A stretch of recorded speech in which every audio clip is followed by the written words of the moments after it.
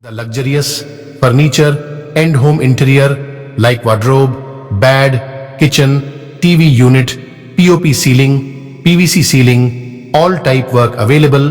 Contact on Mr. Julfikar, mobile number 7709829950.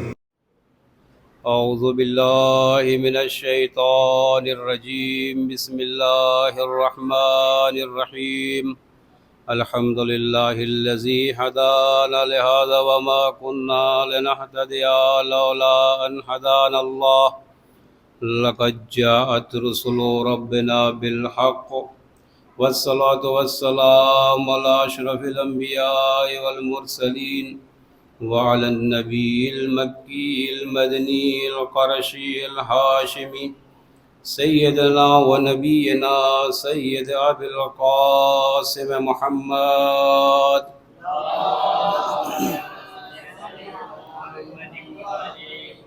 وآله الطيبين الطاهرين المعصومين المظلومين الذين أذهب الله عنهم الرجس وطهرهم تطهيرا.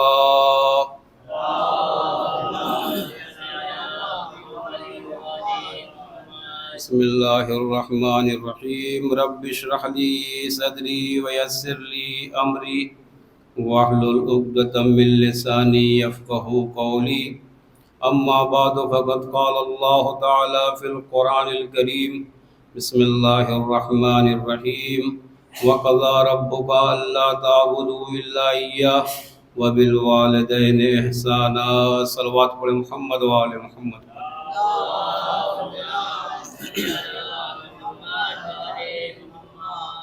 عزیزان گرامی، ایک مرتبہ سورہ حمد اور 3 مرتبہ سورہ اخلاص کی تلاوت فرما کر مرحوم عسکری صاحب کی روح اور جو بھی ان کے متعلقین موجود کی روح کو ارسال کریں.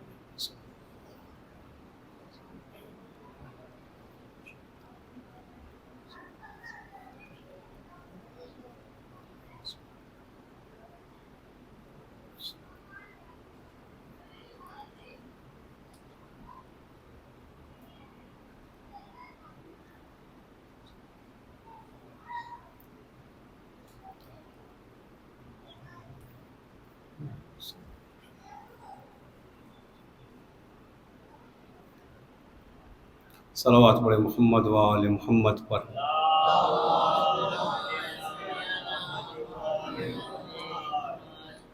عزیزان گرامی، اللہ کے کائنات اپنی پاک و پاکیزہ کتاب قرآن کریم میں ارشاد فرما رہا ہے کہ اے میرے حبیب، کہ انہیں بتا دو کہ تمہارے رب کا فیصلہ یہ ہے. وقضى ربک، کہ تمہارے رب کا فیصلہ ہے کہ اللہ تعبدوا الا ایاہ، کہ وہ اللہ کے علاوہ کسی اور کی بات نہ کریں.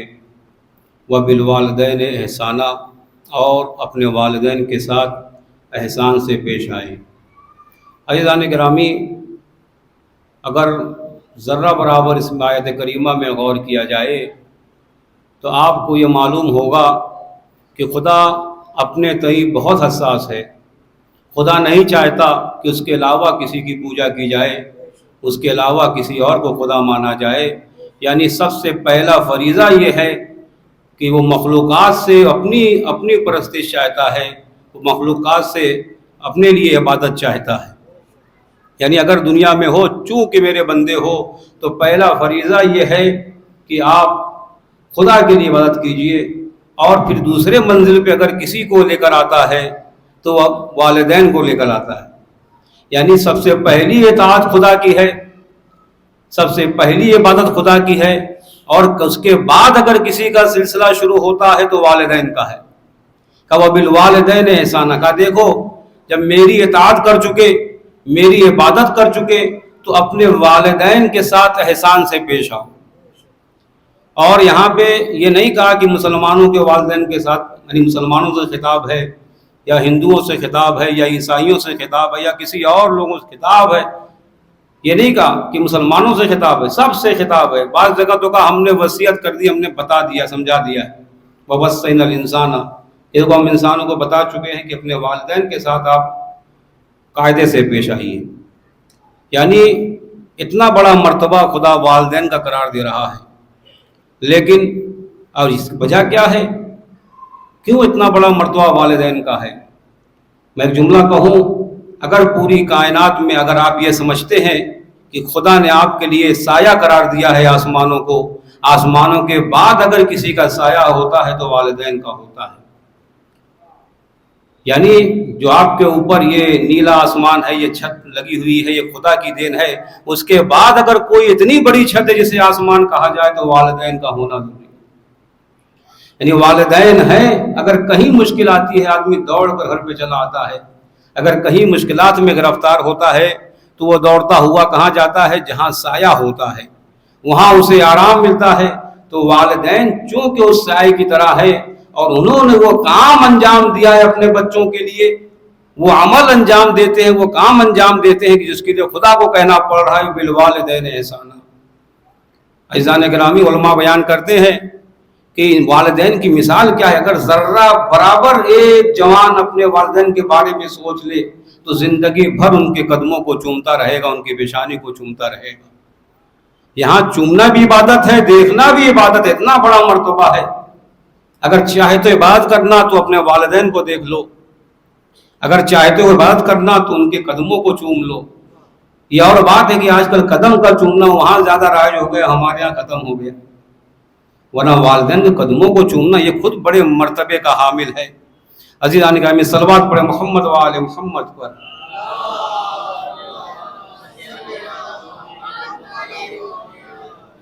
تو یعنی قدموں کو کیوں اتنا بڑا مرتبہ ہے؟ کبھی آپ نے سوچا ہے کیا فری میں کسی کو ڈگری مل جاتی ہے؟ کیا فری میں ڈگری فری مرتبہ مل جاتا؟ نہیں، آدمی جتنی زحمت کرتا ہے خدا اس کی زحمت کو دیکھ کر اس کا بدلہ دیتا ہے۔ اگر بچوں کو سمجھانے کی جو علماء نے مثال یہ پیش کروں کہ اگر تھوڑا سا غور کر لے کہ والدین اپنی زندگی، اپنے بچوں کی زندگی میں مٹھاس پیدا کرنے کے لیے، والدین اپنے بچوں کے یعنی آگے انہیں فیوچر کو دیکھنے کے لیے، اچھا فیوچر دیکھنے کے لیے، ان کی مثال اگر بھیونڈی کی زبان میں کہا جائے تو شکر کی طرح ہے۔ وہ شکر کی طرح ہے، اس دودھ کی طرح ہے۔ یہ دونوں جب جاتے ہیں ملتے ہیں تو چائے بن جاتی ہے۔ یعنی جب چائے بن جاتی ہے، یہ بچے اس یعنی یہ جو چائے بن رہی ہے یہ اس بچوں کی زندگی میں مٹھاس گھولنے کے برابر ہے۔ شکل تو گھل کے ختم ہو جاتی ہے، دودھ جل کے اس میں مل جاتا ہے، یعنی خود کو فنا کر دیتے ہیں مگر سامنے والے کو مٹھاس عطا کر دیتے ہیں۔ پوری زندگی آپ غور فرمائیے، جب سے شادی ہوئی ہے اور بچے کی طلب ہوئی ہے، بچے دنیا میں آئے ہیں، کوئی سعودی بھاگ رہا ہے، کوئی امریکہ بھاگ رہا ہے، کوئی کمپنی جا رہا ہے، کیا ہے یہ مثال ان کی شکر کی طرح ہے تاکہ بچوں کی زندگی میٹھی ہو جائے۔ صلوات پڑھے محمد و آل محمد۔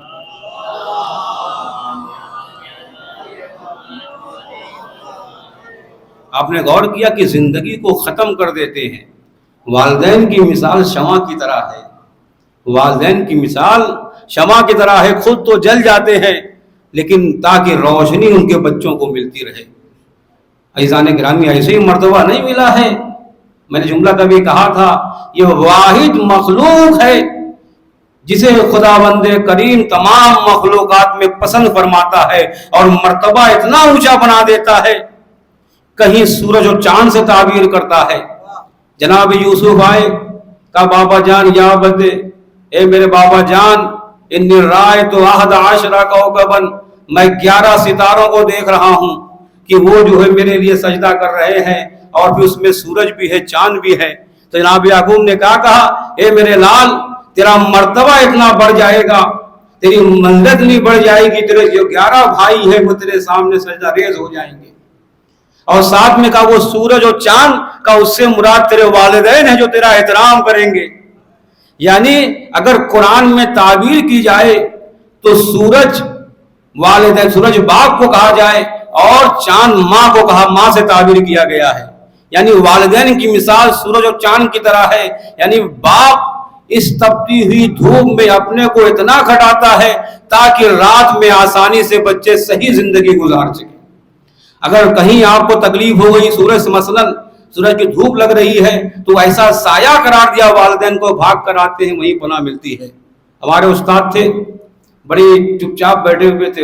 ये गर्मी का ज़माना था और हाथ मेरी ज़बान में कहा जाए पानी या कुछ था। मैंने क्या बात है, क्या सोच रहे हैं? कहा कुछ नहीं सोच रहा हूँ। एक जुमला कहा उन्होंने, कहा कि पहले जब बहुत धूप लगती थी, जब पहले बहुत गर्मी हुआ करती थी, तो साल में एक मर्तबा इस ज़माने की धूप से बचने के लिए हमारे जौनपुर में एक दरख्त था, जाकर वहाँ पे सुस्ता लिया करते थे। लेकिन अफसोस है कि आज वो दरख्त भी नहीं रहा। मैं इस साल जाऊँगा तो कहाँ जाऊँगा? यानी उसी साल बाप का इंतकाल हो गया। अब परेशान है कि हर साल तो मैं जाता था, इस साल किस साए के तहत में जाकर बैठूंगा, कहाँ जाकर मैं सुकून और आराम हासिल करूंगा। सलवात पढ़े मोहम्मद व आले मोहम्मद पर।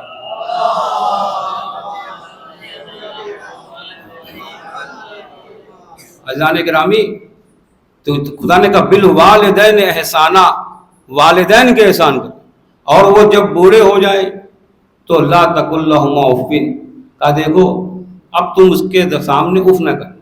कहा इससे कोई छोटा भी कलमा आज तक अरबी में पैदा नहीं हुआ। इमाम फरमाते सबसे अदना कलमा अगर कोई है मुखालिफत का तो वो उफ है। यानी बाप ने कहा पानी लाओ, आपका चेहरा उतर गया, कहा क्या बात है बार बार पानी मांग रहे।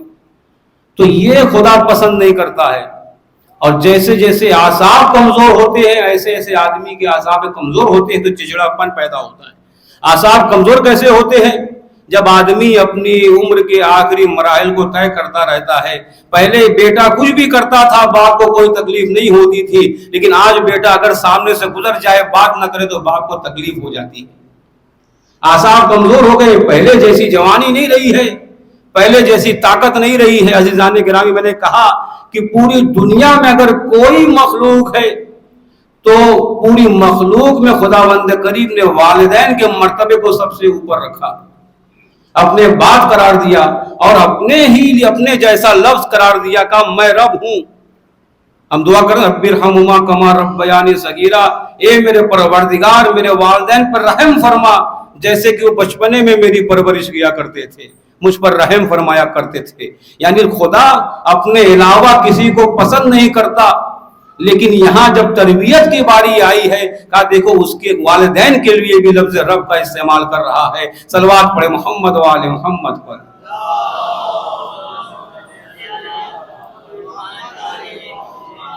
लेकिन इंसान इतना खतरनाक है कि अगर इंसानों की दो कैटेगरी हो जाती है कि वालिदैन जिंदा हैं, एक मरतबा वालिदैन इस दुनिया से चले गए। जब वालिदैन जिंदा होते हैं तो बहुत केयर करता है, खांसी आ गई दौड़कर पहुंच जाता है, तकलीफ हो गई तो हालचाल पूछने लगता है। लेकिन जैसे ही इस दुनिया से गए तो वही जुमला कि आज के बाद ना अब्बा को कोई जानने वाला, ना बेटे को कोई पहचानने वाला है।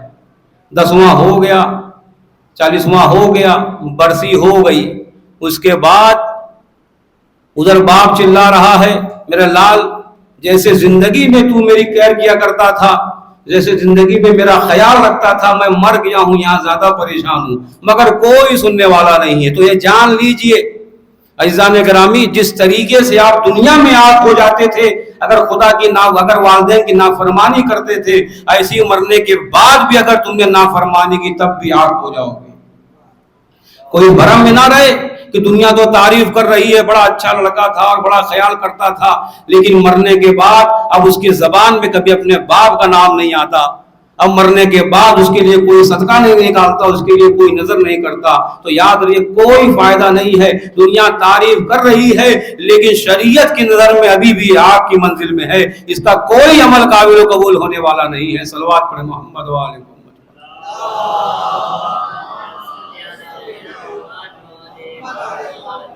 और दूसरी मंजिल यह है कि जिंदगी में बड़ा परेशान किया करता था, बाप की एक नहीं सुनता था, माँ की एक नहीं सुनता था, हर लम्हे माँ बाप परेशान हो जाया करते थे। लेकिन मरने के बाद इंसान बन गया। अब मरने के बाद इंसान बन गया, हर जुमेरात को कब्र पे जाता है और मजाजे बर्पा करता है, सदकात देता है, उनकी तरफ से यतीमों को कपड़ा पहनाता है, गरीबों को दावत देता है। तो अज़ीज़ान गिरामी, ये इंसान जो दुनिया में आग हो गया था, कहते मरने के बाद फिर आग की मंजिल निकल कर नेक वाले नेक बेटों में शुमार होगा। یعنی دنیا میں لوگ سو گئے برا تھا اچھا نہیں تھا، لیکن اگر مرنے کے بعد وہ اگر لائن پر آ جاتا ہے، اپنے والدین کی طرف صدقہ نکالتا ہے، اپنے والدین کے لیے کار خیر کرتا ہے، تو یاد رکھیے اب اسے فرما بردار بیٹوں میں شمار کیا جائے گا۔ صلوات پڑھے محمد و آل محمد پر۔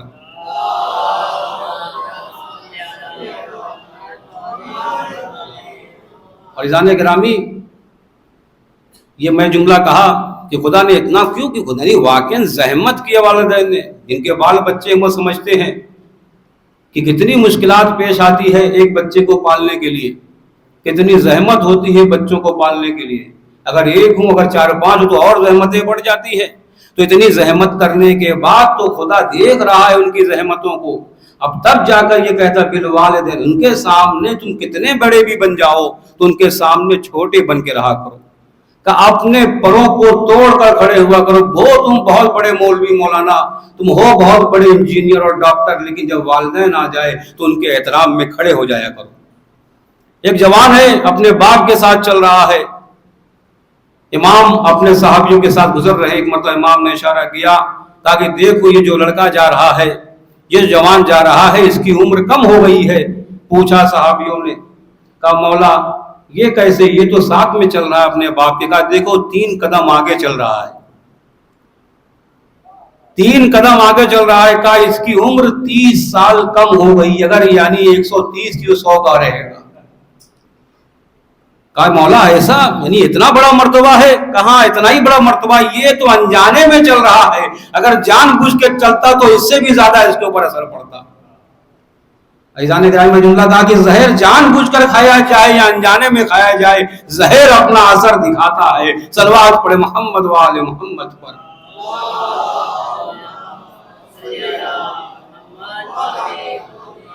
یعنی آج کا معاشرہ دیکھ لیجئے، بڑے بڑے جو فرما بردار مانے جاتے ہیں، تھوڑی سی مصیبت آتی ہے تو سر چھپاتے ہوئے پھرتے ہیں۔ اگر تھوڑی سی پرابلم آ جائے، ابا کیا ہے، ہمارا خرچہ پورا نہیں ہوتا، ہمارے ساتھ پرابلم، تمہارا خرچہ پورا نہیں ہوتا، پورا ہو جاتا ہے۔ اب اگر تم اپنا بچپنے میں تمہیں یاد ہوتا تو وہ اپنا جیب کاٹ کر تمہارا پیٹ بھرا کرتا تھا، اپنے شوق کو مار کر، اپنے شوق کو ختم کر کے تمہیں برفی اور پیڑے کھلایا کرتا تھا۔ اپنا کپڑا نہ پہن کر، میں نے باقاعدہ چاند رات کو دیکھا ایک آدمی کو موٹر سائیکل پہ بھور کے وقت سویرے گاڑی پہ کبھی یہ گلی سے گھوم رہا ہے کبھی وہ گلی سے گھوم رہا ہے، جانتا ہوں اسے، اپنا نہیں ہے، لیکن چونکہ شاید کپڑا نہیں خریدا ہے، کچھ دکانیں کھلی ہیں، دوڑ کر کپڑا خرید رہا ہے، اسے کپڑا نہیں، لنگی پہن کے گھوم رہا ہے، گاڑی پہ سیار ہے۔ عزیزان گرامی، تو یہ والدین جب خدا یہ جذبہ دیکھتا ہے تو یہ خدائی جذبہ ہوتا ہے، اسی بنا پر خدا فرما رہا ہے وَبِالْوَالِدَيْنِ احسانا، دیکھو اپنے والدین کے ساتھ احسان سے پیش آیا کرو۔ اور عزیزان گرامی، جن کے والدین اس دنیا میں نہیں ہیں، ابھی بھی موقع ہے کہ جائیں اور جانے کے بعد قبروں پہ ان کی زیارت کریں۔ کتنے لوگ ایسے ہیں لے جا کر دفن کر دیا، اب سال سال شب برات آئے گی یا اپنی زبان کا شبرات میں جائیں گے تو مل لیں گے۔ اور ایسا بھی ہے کہ بعض لوگ قبروں کا بھی پتہ نہیں ہے کہاں ہے، پوچھنا پڑتا ہے بھئی کہاں قبر ہے، باپ بیٹے کو نہیں پتا ہے قبر کا۔ تو جب یعنی ایک آدمی تمہارے ساتھ اتنا احسان کیا، کیا احسان کا بدلہ یہی ہوتا ہے کہ اس کی قبر کو بھلا دیا جائے؟ کیا احسان کا بدلہ یہ ہوتا ہے کہ اس کے لیے کوئی خیریہ نہ کیا جائے؟ کیا احسان کا بدلہ یہی ہوتا ہے کہ اس کے لیے کوئی مجالسیں برپا نہ کی جائے؟ تو خدا بند کریم کا یاد رکھو، وَوَصَّيْنَا الْإِنسَانَ، ہم نے انسانوں کو بتا دیا ہے، یعنی ایک طرح کہا جائے کہ خدا دھمکا رہا ہے کہ دیکھو اگر ایسا گڑبڑ تم نے کر دیا تو تمہارے عمل تو ایک طرف تمہاری زندگی کو ہم برباد کر دیں گے۔ یہ مت سوچو، علماء فرماتے ہیں کہ 99% اگر آدمی پریشانی میں مبتلا ہے پوری کائنات میں، پوری دنیا میں، تو اپنے والدین کی نافرمانی کی بنا پر۔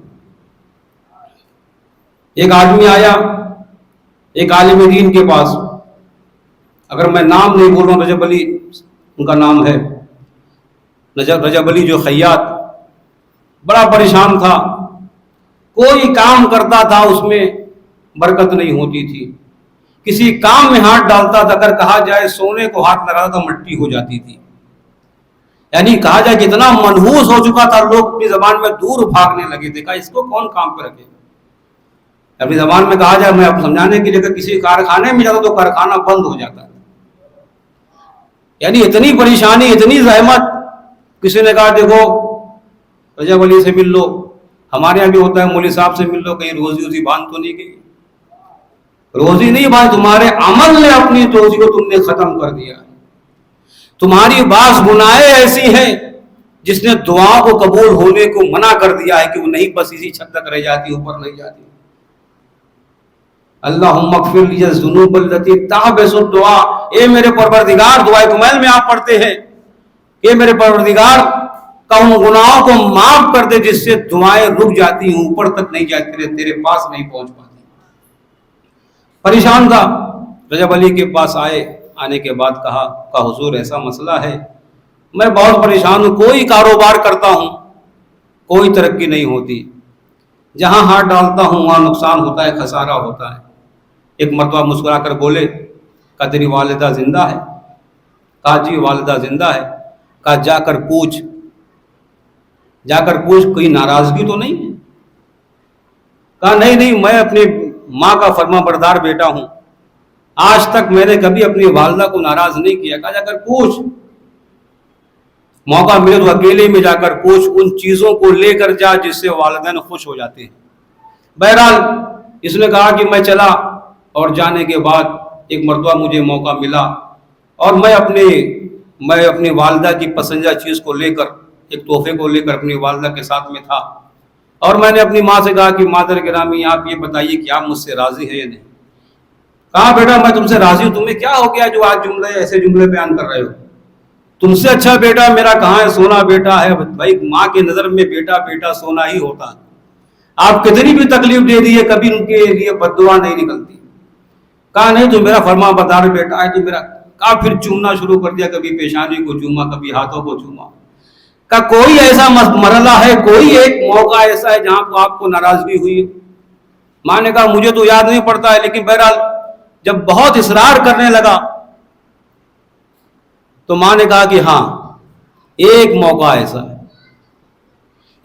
ایسا ہے کہ جہاں تمہارے عمل تمہارے کام میں مجھے جو ہے تکلیف پہنچائی. کہا کون سا عمل ہے؟ کہا کہ تمہاری بیوی کچن میں کھانا بنا رہی تھی, اپنی زبان میں کھانا بنا رہی تھی, روٹی پکا رہی تھی, اور سامنے اپنی زبان میں سینی رکھی ہوئی تھی. میں نے کہا ذرا سینی دے دو. تمہاری بیوی کھانا بنا رہی تھی, سینی قریب رکھی ہوئی تھی, میں نے کہا ذرا سینی دے دو. تو تم نے کہا کہ اپنی زبان میں کہہ رہا ہوں آپ کو سمجھانے کے لیے, ابھی آپ اتنی بڈھی تو نہیں سینی نہ لے پائیں, آپ اتنی ضعیف تو نہیں ہیں کہ اٹھ کر سینی نہ لے پائیں. کہا تم بول کر چلے گئے, لیکن اس دن مجھے بہت تکلیف ہوئی کہ بہو سامنے تھی, تم نے میری عزت اتار دی, تم نے مجھے ذلیل کر دیا. کہا بس یہی کہنا, رونے لگا. کہا کہ میری مادر گرامی, کہا مجھے معاف فرما. کا یہ اسی عمل کی بنا پر ہے جہاں پہ ہاتھ ڈالتا ہوں خسارہ ہوتا ہے, آفت و بلا نے مجھے گھیر لیا ہے. ادھر ماں نے معاف کیا, اب مٹی کو ہاتھ لگاتا ہے تو سونا بن جاتا ہے. صلوات پڑھے محمد والے محمد پر.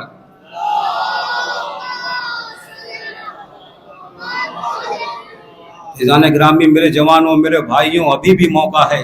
جن کے والدین زندہ ہیں بہت بڑی نعمت ہے. کبھی موقع مل جائے جا کر دوں. اب کہاں جا رہے ہیں دنیا حاصل کرنے کے لیے؟ آپ کو دنیا بھی انہی کے قدموں سے ملے گی اور آخرت بھی انہی کے قدموں سے ملے گی. آپ کس چکر میں ہیں کہ آپ یہ چند پیسوں کو دنیا سمجھتے ہیں؟ یہ سب کے سب ایک جھٹکے میں ختم ہو جاتا ہے. صبح سے شام ہونے میں دیر نہیں لگتی, لیکن اگر والدین کو راضی کر کے تم نے یہ کام کر لیا, اس دنیا میں بھی آباد رہو گے اور آخرت میں بھی آباد رہو گے. عزیزان گرامی, تو اپنے ابھی بھی موقع ہے, کبھی ایک بار چلے جائیے. کوئی نہ ہو, باپ تنہا بیٹھا ہوا ہو, ماں تنہا بیٹھی, کوئی ایک چیز انہیں پسند ہو لے کر پہنچ جائیے.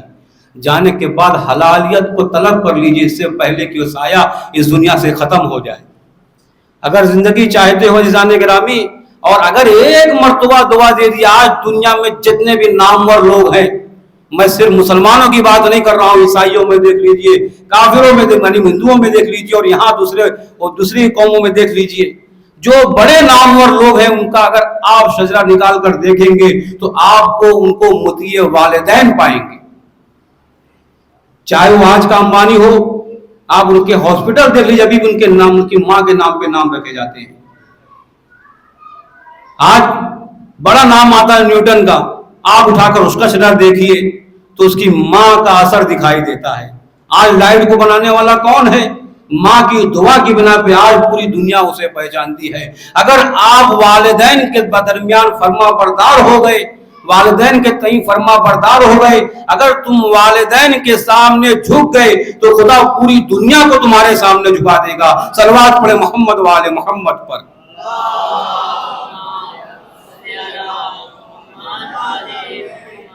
ایک مرتبہ جا کے دعا لے لیجیے، اگر زندگی قسم خدا کی چاہتے ہو، دنیا میں عزیز رہنا چاہتے ہو اور آخرت میں سربلند رہنا چاہتے ہو، ایک مرتبہ موقع ہے، جا کر اکیلے میں اپنے والدین کے پاس چلے جاؤ۔ کہیں ایسا تو نہیں کوئی بات خراب لگی ہو، اگر انہوں نے معاف کر دیا اور دعا دے دی، میں منبر سے کہہ رہا ہوں قسم خدا کی وہ دعا حتماً قبول ہوگی۔ ایک بچہ باپ کا سایہ سر سے اٹھا، چھوٹا بچہ تھا، اس کی داستان ہے، کہا کہ میں نے ماں کو دیکھا کہ دوسروں کے ہاں کام کرتی ہے، جب میں ہوش میں آیا تو میں نے بھی کام کرنا شروع کیا، اور پھر جب میں پہلی تنخواہ اٹھائی، پہلی سیلری لے کر اپنی ماں کے پاس پہنچا، زیادہ عمر نہیں تھی، میں نے ایک جملہ اپنی ماں سے کہا کہ آج کے بعد آپ کو کسی گھر میں کام کرنے کی ضرورت نہیں۔ کتنی عمر ہے؟ 12 سال کا بیٹا ہے، 11 سال کا بیٹا ہے، لیکن مرد ہے۔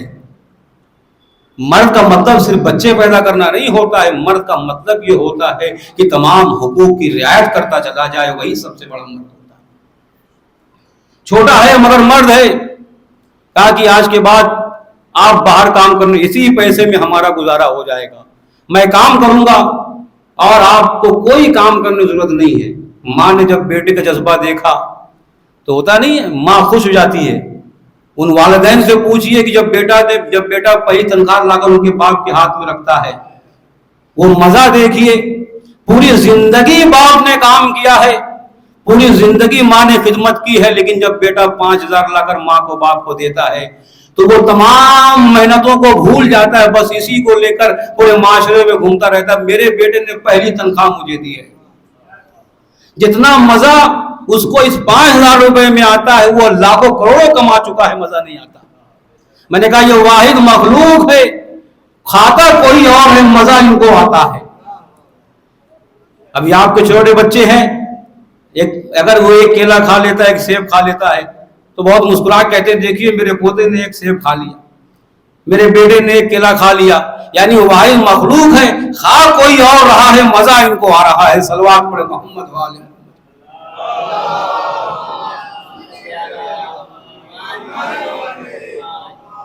معاف فرمائیے گا، وقت زیادہ ہو گیا۔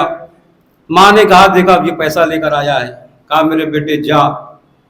جب دل سے والدین کسی کو دعا دے دیتے، قسم خدا کے منبر سے کہہ رہا ہوں، وہ دعا کو قبول ہونا واجب ہے، اور جب واجبات میں اگر کسی کے باپ نے رو کر دعا دے دی، کتنا ناکارہ بیٹا ہو، کتنا پریشان حال بیٹا ہو، لیکن اگر والدین نے کہہ دیا بیٹا خدا تیری پریشانی کو دور کر دے، میں گارنٹی سے کہتا ہوں اس کی پریشانی دور ہو جائے گی۔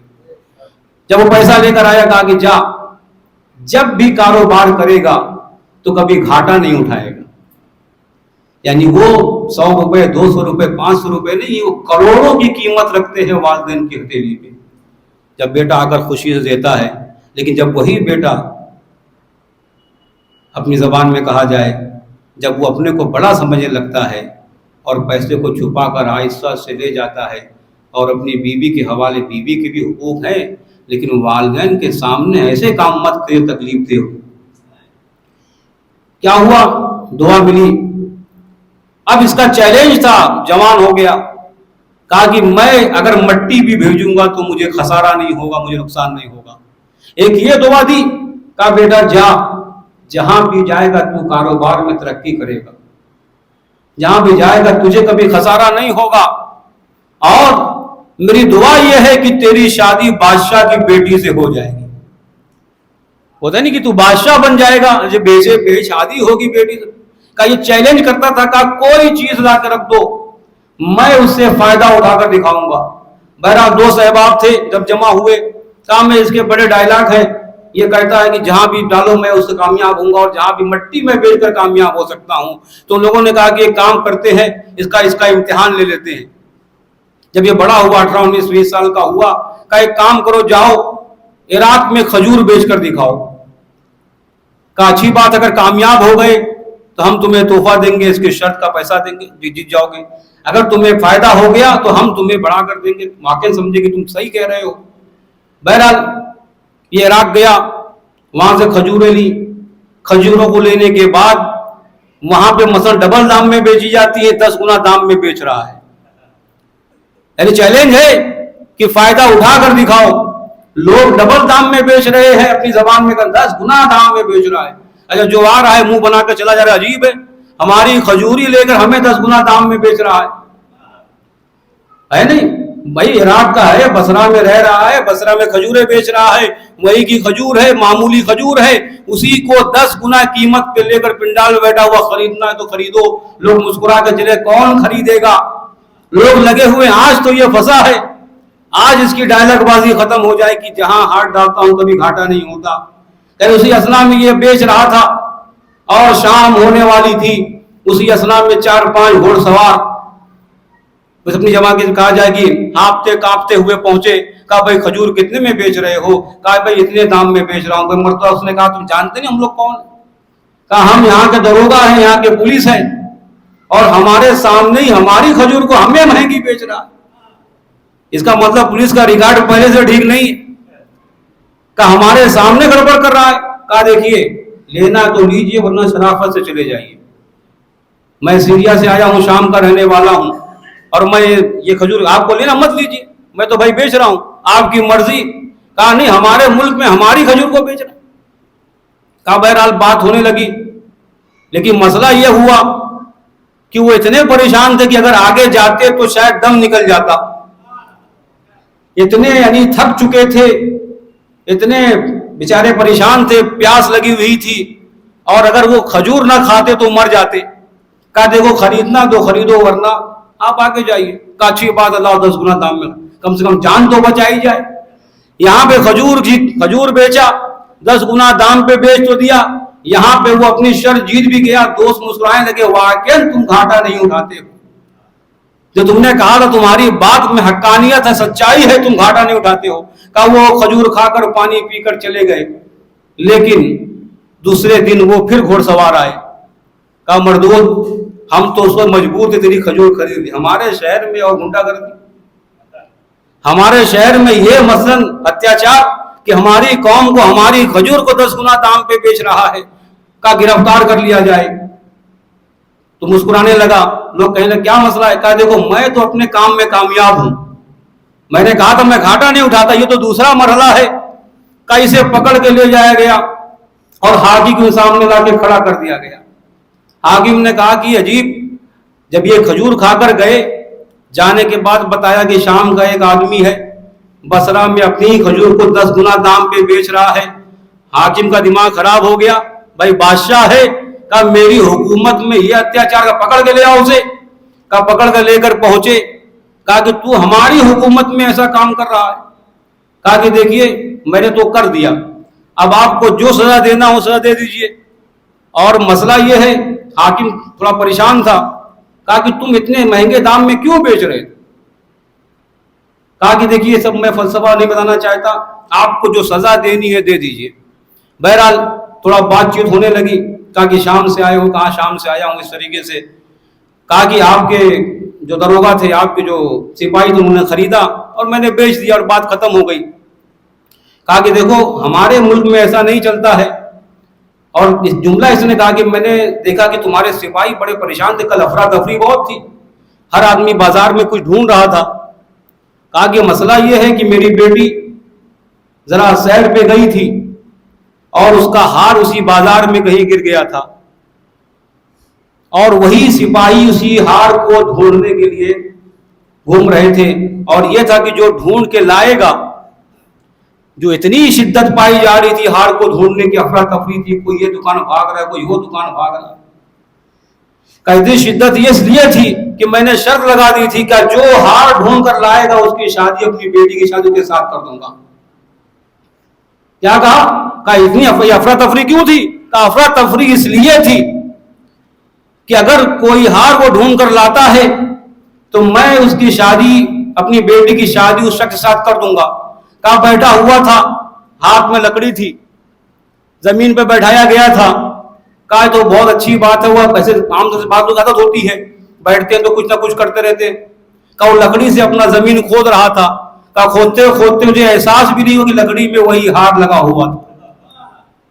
لکڑی میں وہی ہار مطلب آ گیا. ایک مرتبہ بادشاہ نے دیکھا کہ پورا بسرا ڈھونڈ ڈالا گیا, پورا علاقہ ڈھونڈ ڈالا گیا, مگر ہار کہیں نظر نہیں آیا.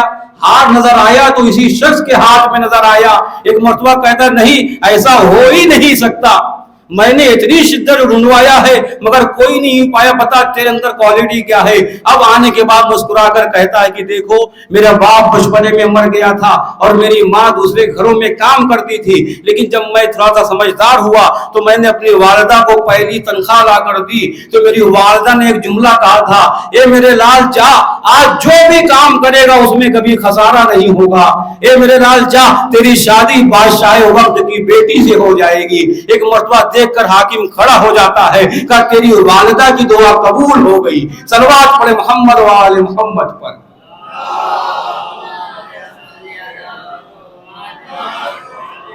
تو عزیزان گرامی, تو یہ اطاعت کا مرتبہ ہے.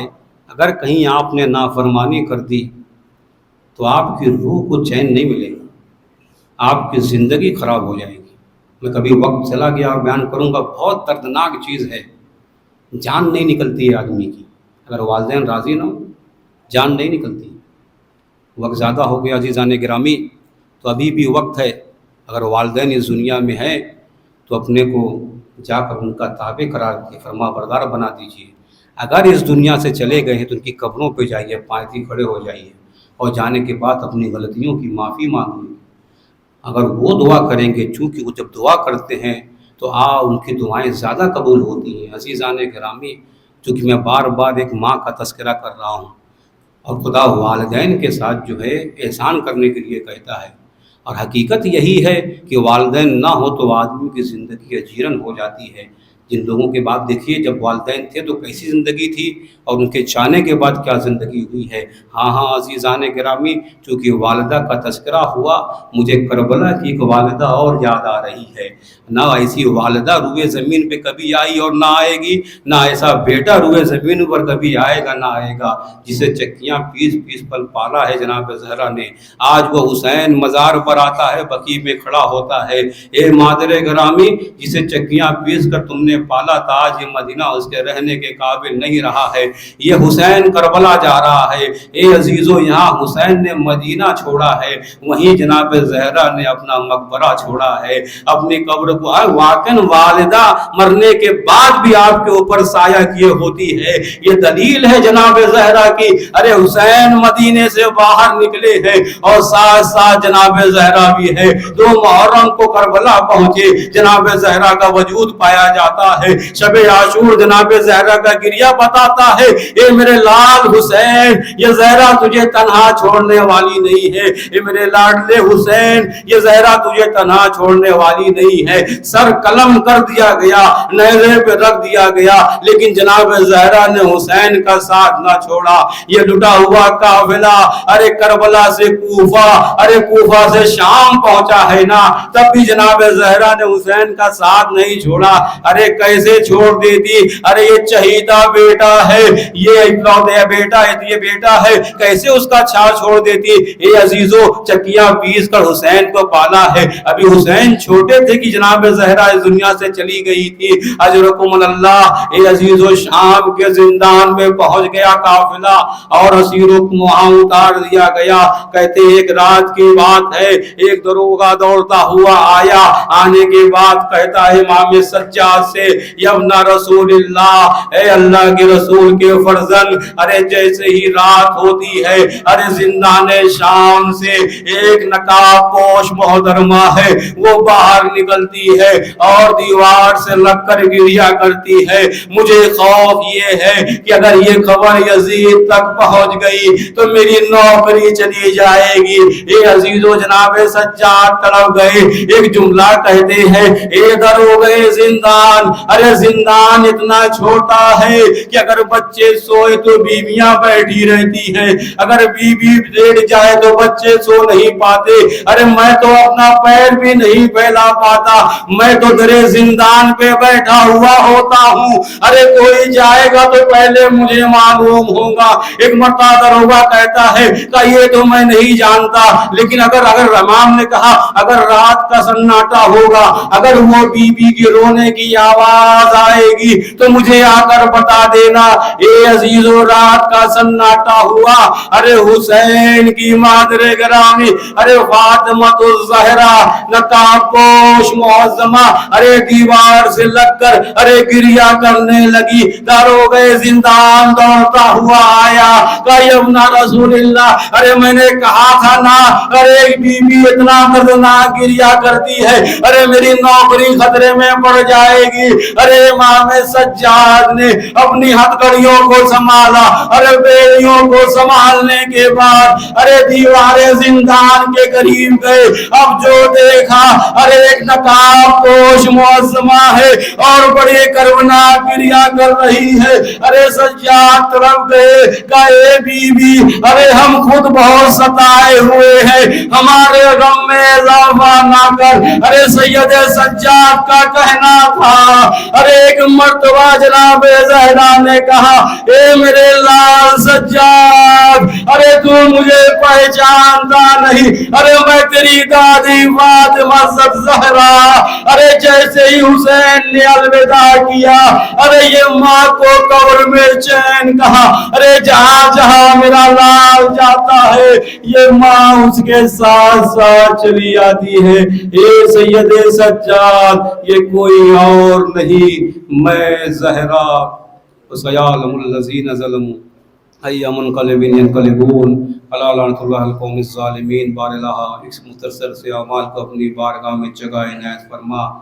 باراللہ جہاں جہاں شیعان حیدر قرار ہیں ان کی جان و مال عزت و آبرو کی حفاظت فرما۔ باراللہ دنیا ظلم و جور سے بھر گئی، اپنی آخر حجت کے ظہور میں تعجیل فرما اور ہم سب غلاموں میں شمار فرما۔ ایک مرتبہ سورہ حمد و 3 مرتبہ سورہ اخلاص کی تلاوت فرما کر مرحوم عسکری حیدر ابن تجمل حسین ناہیدہ زہرا ضامن علی ابن حسین نور جہاں بنت ریاست حسین ان کی روح کو ارسال کریں۔